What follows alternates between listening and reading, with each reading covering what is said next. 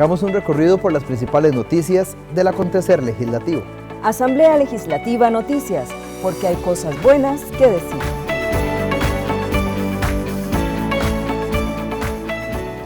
Bienvenidos a Asamblea Legislativa Noticias y a esta edición.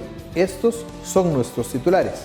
Apoyan cambio tecnológico en minería de Avangares. Continúan cuestionamientos por manejo de Hacienda al supuesto caso de fraude fiscal. Representantes del régimen de pensiones del Poder Judicial opuestos a igualar cotizaciones. Resaltan fallo de la Sala Cuarta en favor de la Caja. Vamos al detalle de las informaciones. Alianza Sindical expone críticas y alarmas ante reforma agrícola.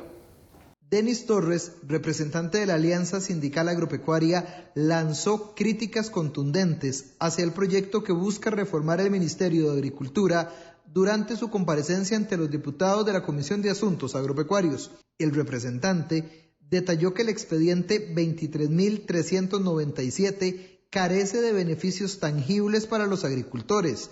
Además, resaltó que genera gran preocupación ante los colaboradores del Instituto Nacional de Innovación y Transferencia Tecnológica Agropecuaria. Estas declaraciones fueron realizadas en respuesta a una pregunta planteada por el diputado Frente Amplista Ariel Robles. Y hay un punto 3 que me parece a usted también hace referencia, que es el modelo de administración con centralización de poder no es conveniente para la eficiencia institucional, dice esto.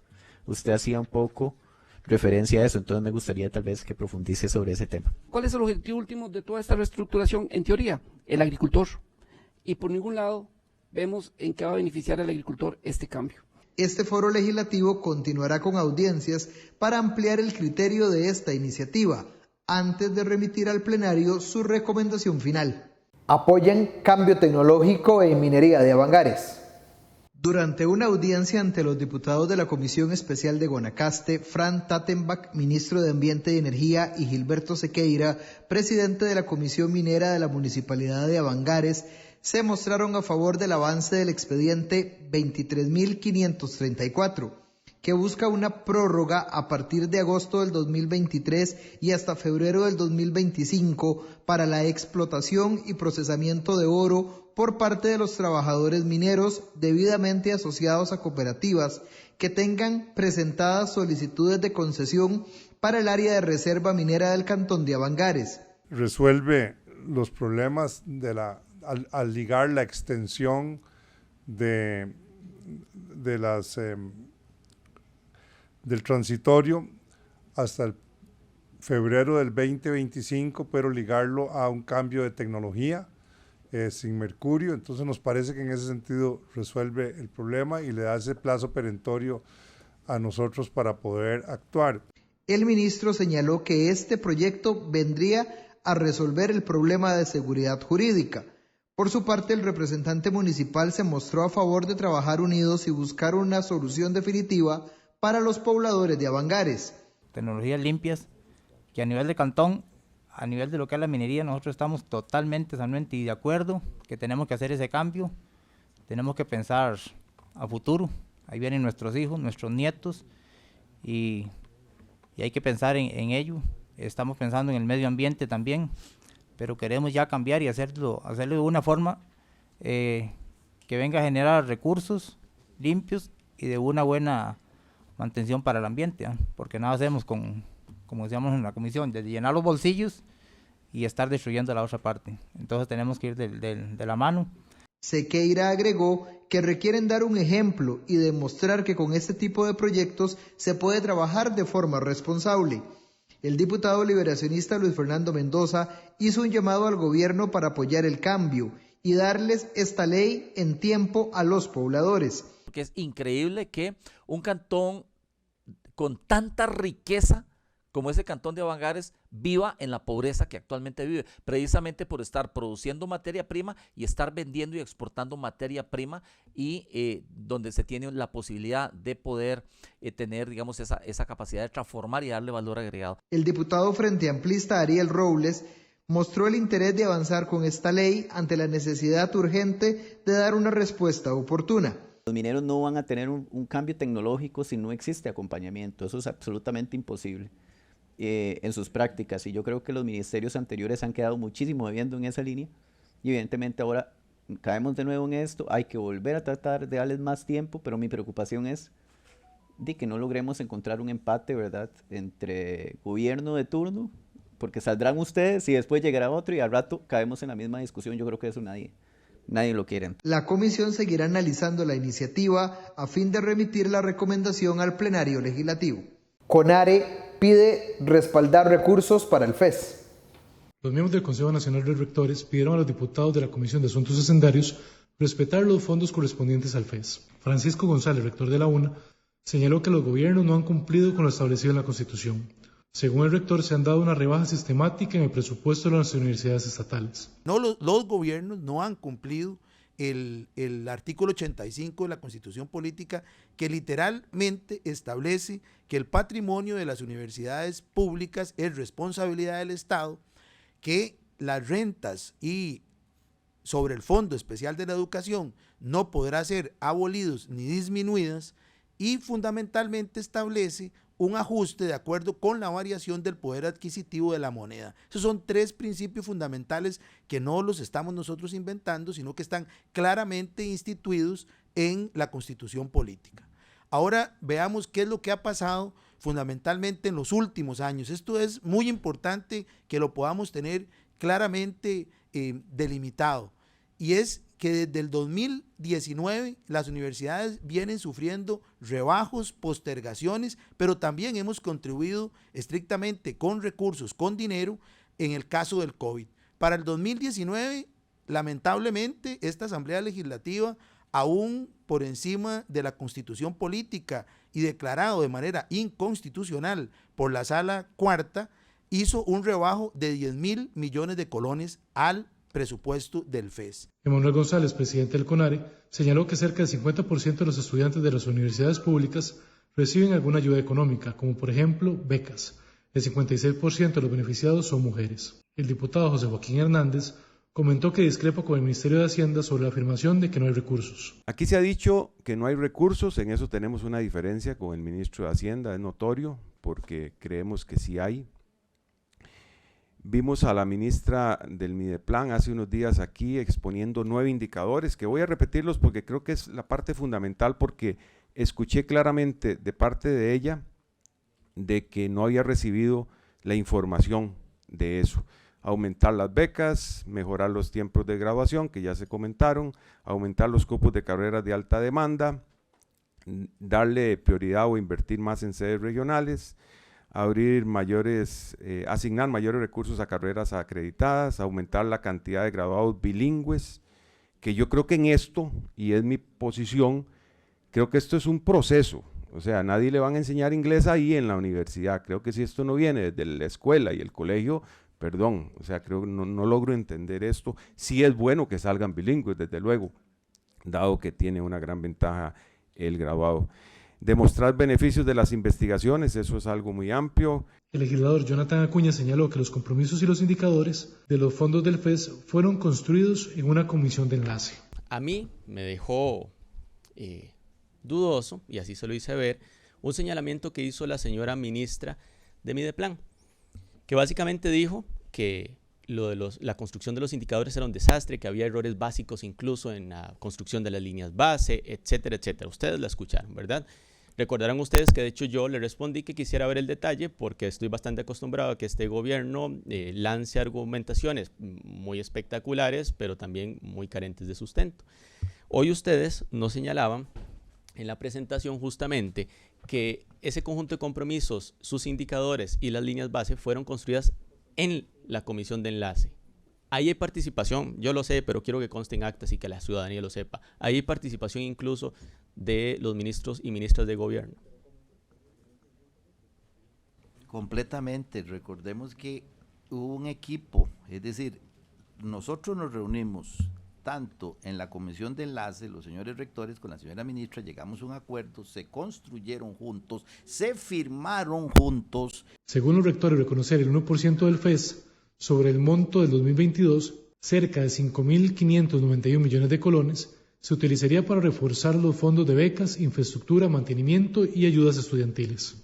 Continúan cuestionamientos por manejo de Hacienda al supuesto caso de megafraude fiscal. Las fracciones legislativas de oposición cuestionaron el accionar del ministro de Hacienda al denunciar el supuesto caso de megafraude fiscal. El plenario recibió por segunda vez al jerarca de Hacienda Nogui Acosta, quien afirmó que el 5 de agosto del 2022 se recibe una denuncia anónima y en octubre se determina pasar la misma al Ministerio Público y se da un informe de cierre de la vía administrativa. El diputado del Frente Amplio, Jonathan Acuña, señaló que se está instrumentalizando la administración tributaria para ponerse a perseguir gente. Que a mí me molesta profundamente lo que está ocurriendo, porque por instrumentalizar la administración tributaria, se lo digo aquí directamente, usted es responsable de instrumentalizar la administración tributaria, porque eso es lo que hace este gobierno, instrumentalizar la institucionalidad para ponerse a perseguir gente. Por hacer eso, debilita su posición como ministro de Hacienda para combatir en serio el fraude fiscal. Y eso sí que me molesta, porque ahora cuando vayamos a discutir las propuestas que han realizado ustedes, ya veremos el detalle, para combatir el fraude fiscal, ¿sabe de qué punto partimos? De este punto, de esta falta de legitimidad, provocada por ustedes, provocada por este gobierno. La diputada Katia Rivera señaló que después de lo acontecido, el ministro Acosta debe ser despedido sin responsabilidad patronal. Rivera enfatizó que el ministro mintió en el plenario y eso no se puede permitir. Si esto se tratara de un estilo gerencial, después de ver este resumen de noticias y de lo acontecido, yo creo que ya el ministro Acosta Jaén ya habría sido despedido sin responsabilidad patronal. La primera llamada de atención, que fue verbal, por así decirlo, fue ese 31 de enero acá. Y fue precisamente cuando se manda a llamar al ministro por aquello que estábamos viendo y que ahora le preguntaba claramente el diputado Acuña. Y es, ¿dónde está ese informe?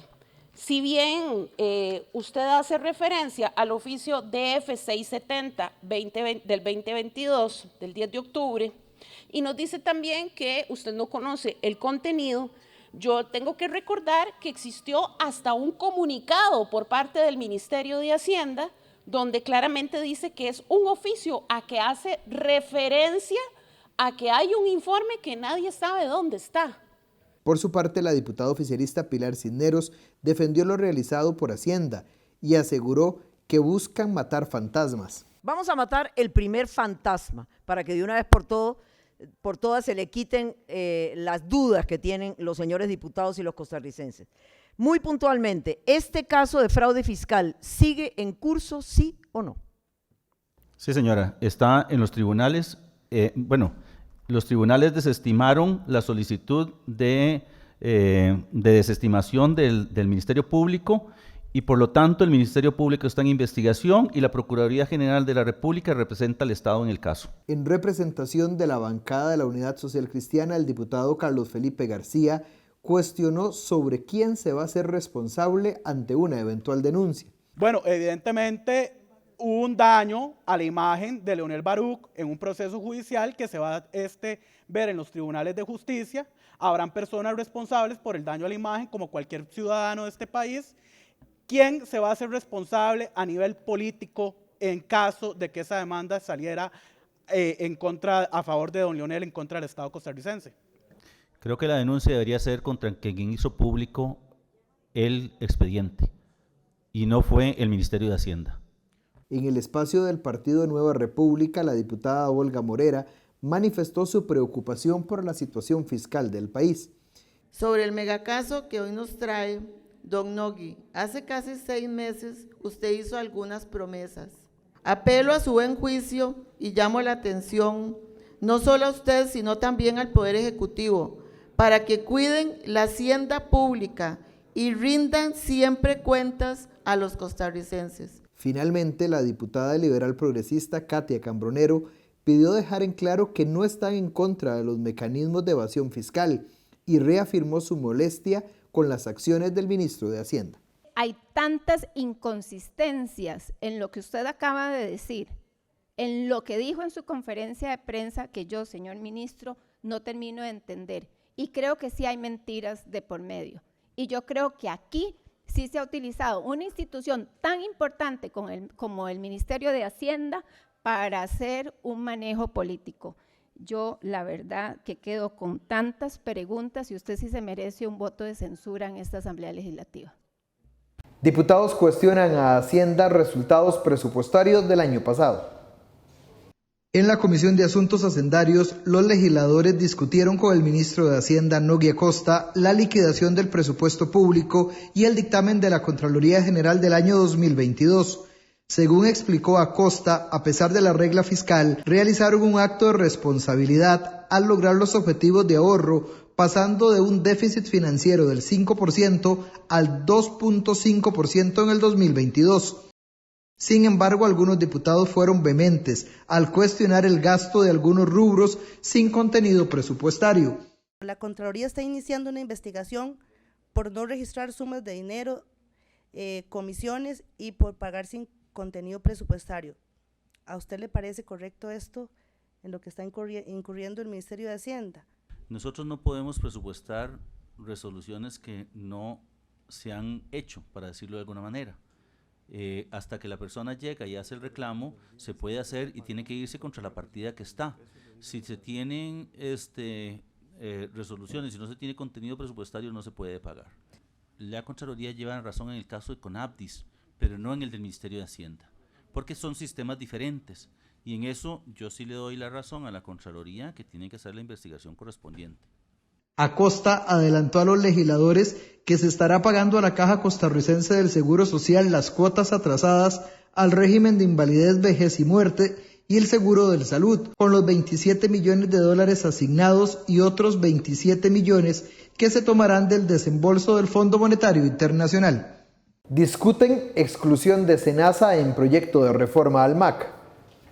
Los diputados de la Comisión de Agropecuarios continúan con el análisis del expediente 23.397, que busca una reforma al Ministerio de Agricultura. En este contexto, se recibió en audiencia a Gerardo Vicente Salazar, representante del Sindicato de Médicos Veterinarios, quien explicó las funciones técnicas desempeñadas por el Servicio Nacional de Sanidad Agraria, SENASA. Sin embargo, el Frente Amplista, Ariel Robles, planteó la necesidad de un análisis más detallado sobre la inclusión de SENASA en el proyecto de reforma al Ministerio de Agricultura. Según sus argumentos, es importante considerar la posibilidad de excluir a esta institución con el objetivo de buscar alternativas o replantear su rol dentro de un nuevo marco regulatorio propuesto. Me parecería a mí que esta comisión debería mocionar para sacar a SENASA fitosanitario de este proyecto de ley.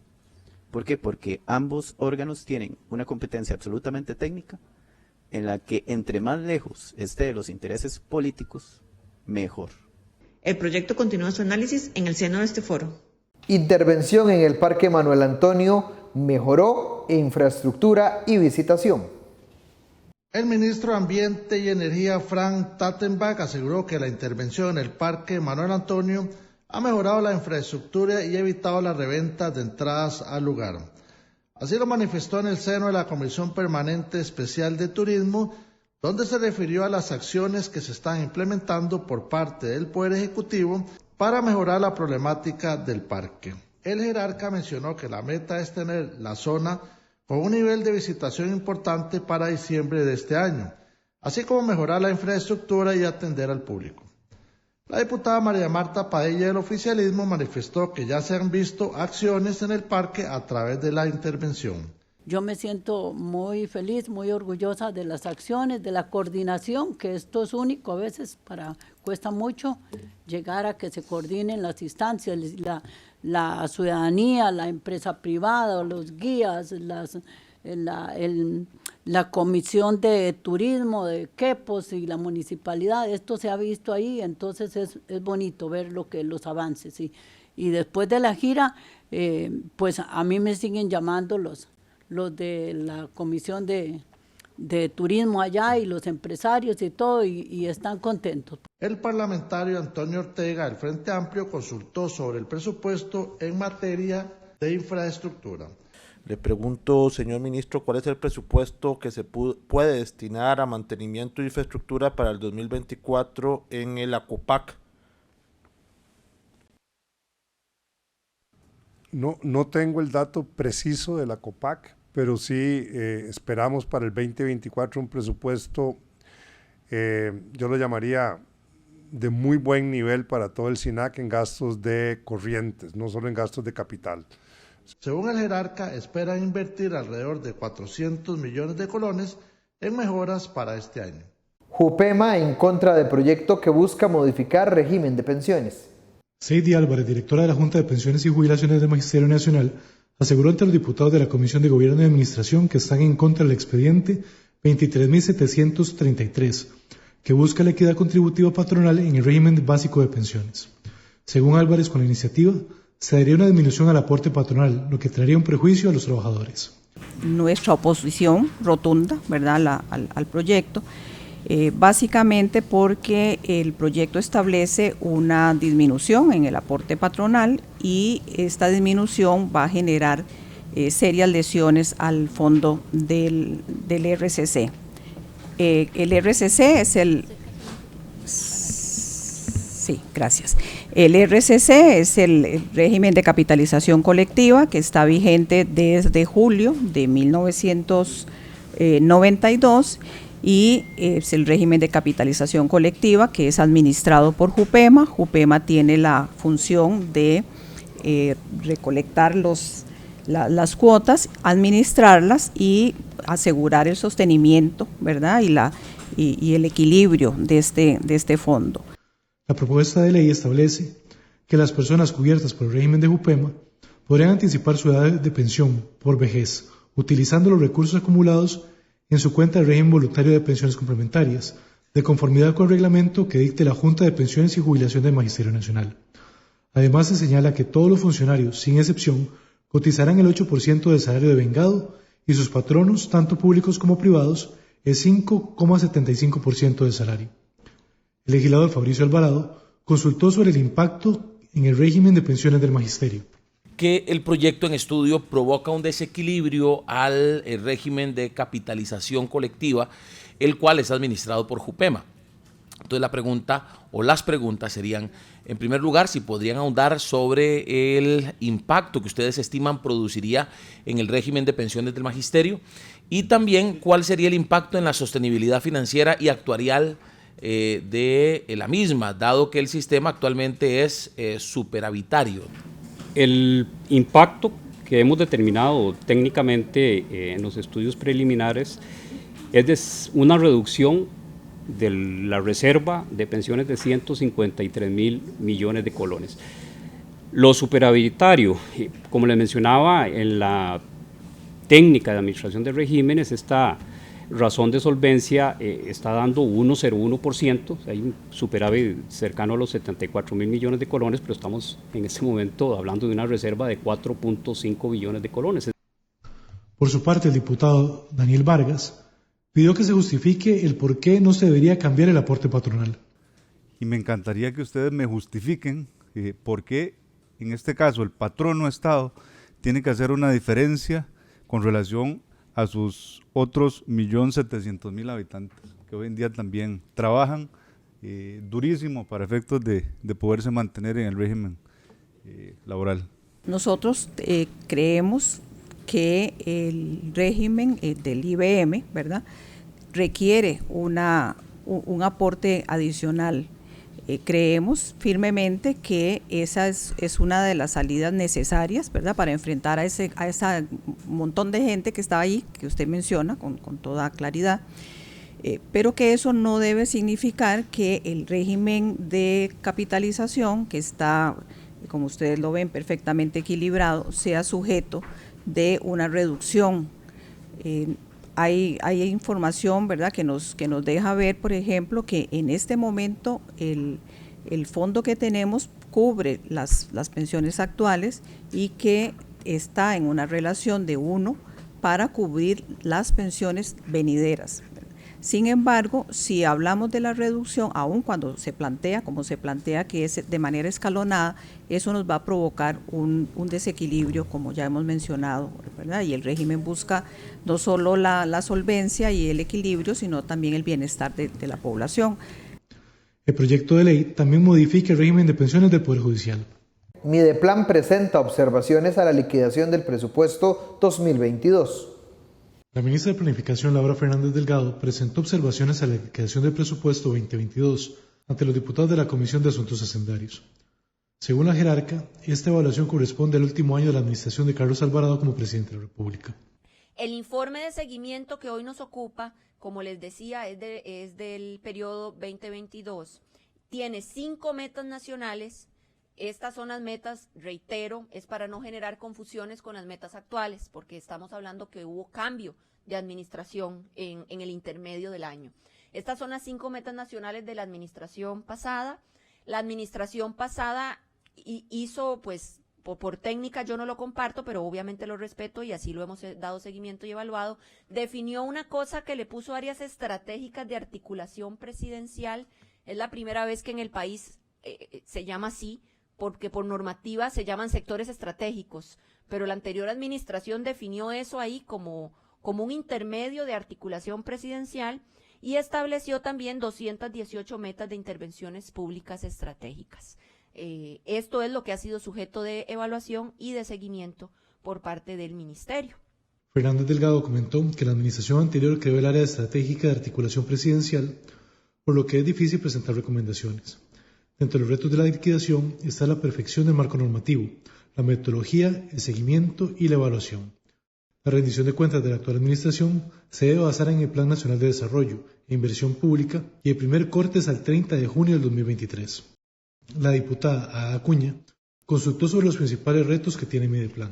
Retos con respecto a la liquidación presupuestaria, veo que el MEP de alguna u otra manera sigue teniendo cierto nivel de carencias y el otro ministerio fue el del Ministerio de Cultura. Miren, yo quisiera que los funcionarios del Mideplan estén ocupados en cosas que generan mayor impacto y que son más de uso eficiente del tiempo. Y lo digo con todo respeto. Y me voy a referir a la norma 10, creo que se llama así, que ustedes incorporan dentro de la 20, perdón, el numeral 20 del artículo 7 de la Ley del Presupuesto Ordinario y Extraordinario de la República. Miren, respetuosísimamente, pero esa norma de ejecución presupuestaria que ustedes incorporan, ustedes no se imaginan el trabajo que da en el ministerio. El legislador José Joaquín Hernández señaló que la planificación es fundamental. La planificación es fundamental en cualquier tema que lo apliquemos y esto de regionalizar las metas me parece muy bien. Eso creo que focalizaría los esfuerzos, las evaluaciones y muchas otras cosas más. Usted se refirió a que habló más de esa transición que hubo de gobierno anterior con el nuevo gobierno y el plan que finalizaba en el 2022, donde citó ahí 218 metas de intervenciones públicas estratégicas. Si hubiera algún informe específico, porque no lo vamos a poder abarcar aquí, que pudiera decir qué se logró de esas 218 metas que principalmente fueron en el gobierno pasado, eso me gustaría conocerlo. Hernández indicó que se debe siempre luchar contra la corrupción y denunciar la burocracia y la ineficiencia en las instituciones. Representantes del régimen de pensiones del Poder Judicial opuestos a igualar cotizaciones. El director del régimen de jubilaciones y pensiones del Poder Judicial, Oslen Mora, mostró su oposición al proyecto 23.733, denominado Mismo Patrón, Igualdad Contribución, Equidad Contributiva Patrimonial, en régimen de pensiones básico de pensiones. Así lo dio a conocer ante la Comisión de Gobierno y Administración, donde se discute la iniciativa y ante una serie de cuestionamientos de los diputados por las diferencias en los regímenes de pensiones.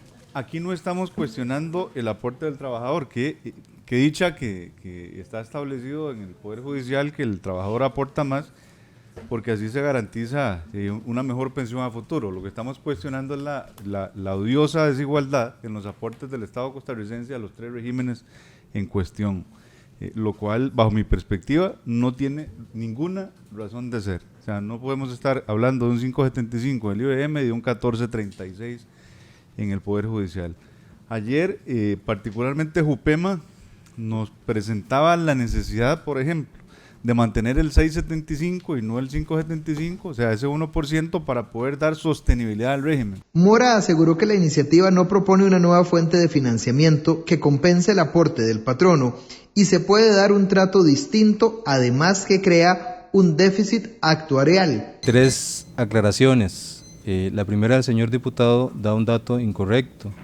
La comisión del 5 por mil, establecida en el 239 de la ley orgánica, es una comisión de gastos administrativos que pagamos los cotizantes al régimen para pagar precisamente los gastos administrativos del fondo. Se incluyen en el presupuesto del Poder Judicial porque así lo ordena el Ministerio de Hacienda, pero el origen de esos recursos viene de esa comisión de administración. Entonces no es cierto que esos 2.000 millones se cargan al presupuesto público. Primera aclaración. Segunda aclaración, los regímenes, todos los regímenes básicos, damos las mismas coberturas básicas, es la tesis. Cubrimos invalidez, vejez y muerte. En la parte de muerte, entonces siempre los regímenes básicos vamos a heredar esas pensiones, como usted lo señala, es justamente la cobertura que brindamos a nuestras familias en caso de muerte de alguna persona cotizante. Los 3 hacemos lo mismo, no hay ninguna diferencia. Y por último, el detalle en cuanto a la cotización que hoy por hoy hace el régimen del fondo de jubilaciones más alta que el resto de los regímenes básicos, se debe entender que es proporcional a la cotización que hace el obrero. Si no existiera una cotización del obrero tan alta, no hubiese una cotización tan alta para el patrono.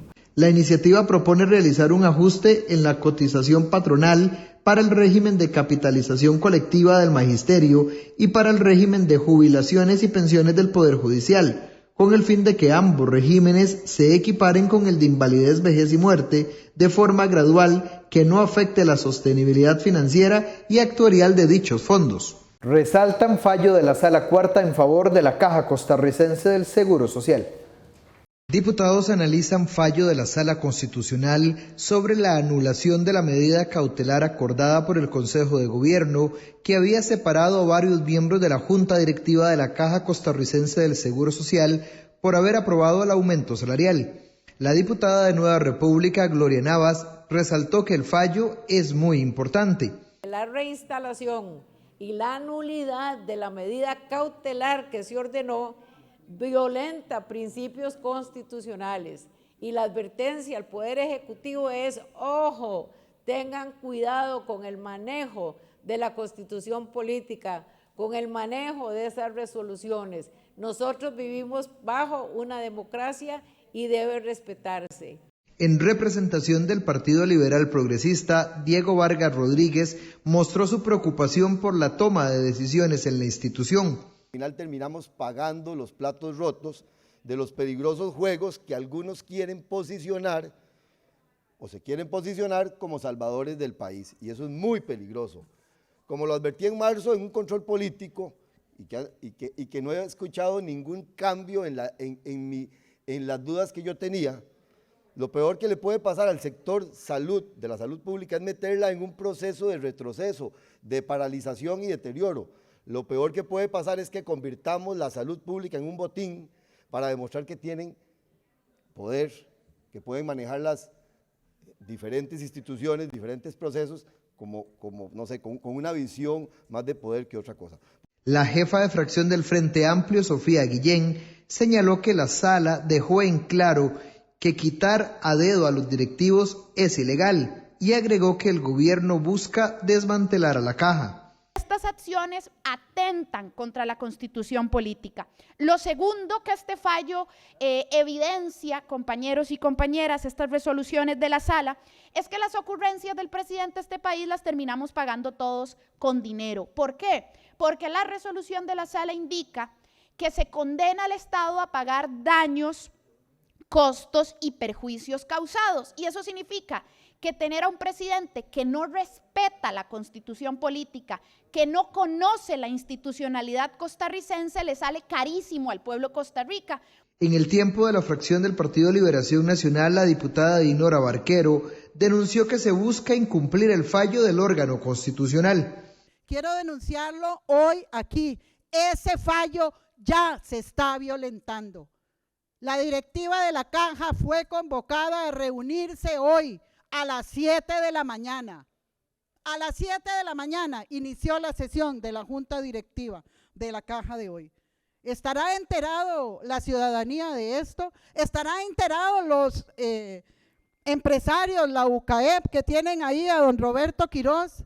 Defendamos nuestra democracia, defendamos nuestra división de poderes. La ley se hizo para cumplirla. Hay un fallo y debe respetarlo el Poder Ejecutivo. Por su parte, la diputada socialcristiana Vanessa Castro ejemplificó las medidas tomadas por el presidente para debilitar y cuestionar a la Sala Cuarta. Contamos con un país donde todavía los frenos y contrapesos son fuertes y donde nos tienen también aquí a la Asamblea Legislativa, que quieranlo o no, le duela a quien le duela. Aquí en la Asamblea Legislativa seguimos siendo también un freno y contrapeso de los abusos de poder. Creo que tenemos que meditar profundamente el camino que llevamos y la escalada de gobierno en estos temas. No se vale cuestionar la Sala Constitucional precisamente para debilitarla, porque en realidad lo que estamos debilitando es nuestro país y la democracia. En defensa de las acciones del gobierno, la representante oficialista Pilar Cisneros reafirmó el compromiso del gobierno por recuperar a la institución. Ya no más. Este gobierno va a luchar contra quien sea para salvar a la Caja, para curar a la Caja, para garantizar que será bien administrada, porque solo así podrá sobrevivir a este enorme desafío contra los tumores que la carcomen. Contrario a lo que dicen aquí muchos diputados y varias fracciones, que obviamente fueron cómplices los partidos políticos porque se cerraron los ojos y miraron para otro lado cuando la Caja se desangraba por dentro. No, este gobierno no. Este gobierno va a decir dónde están los tumores, los va a extirpar y va a permitir que la Caja goce de buena salud por la Caja, porque ese es nuestro principal contrato social y porque usted se merece los servicios de calidad que hoy la Caja no le puede dar. Los diputados dejaron en claro que seguirán vigilantes de las acciones del gobierno en defensa de la democracia, la separación de poderes y la seguridad social del país. Acogen texto sustitutivo para sacar a Costa Rica de la lista gris de países no cooperantes en materia fiscal con la Unión Europea.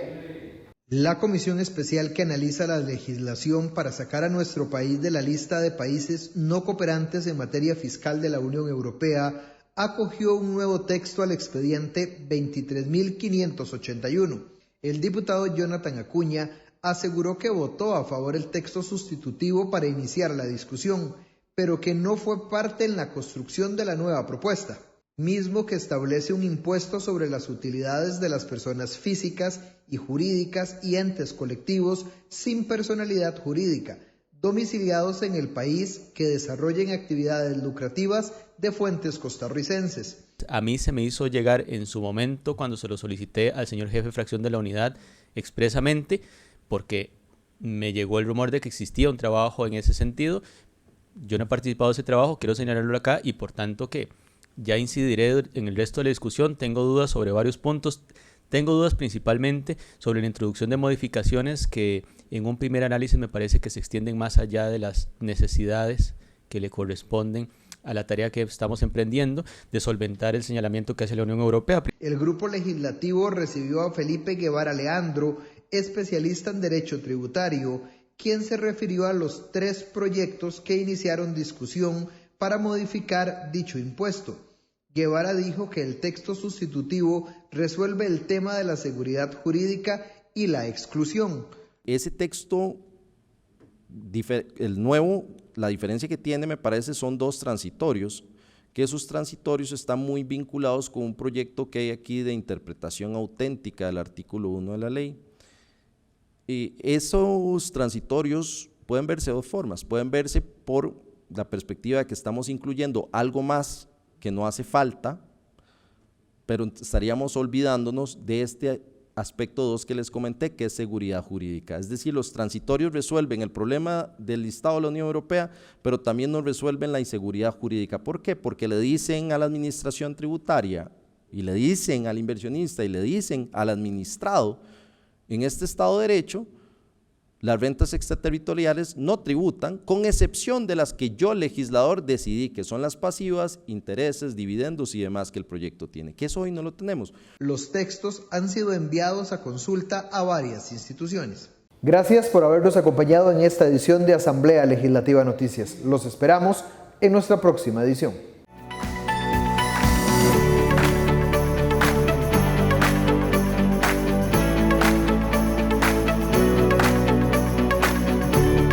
Este ha sido un resumen de lo más importante del primer poder de la República.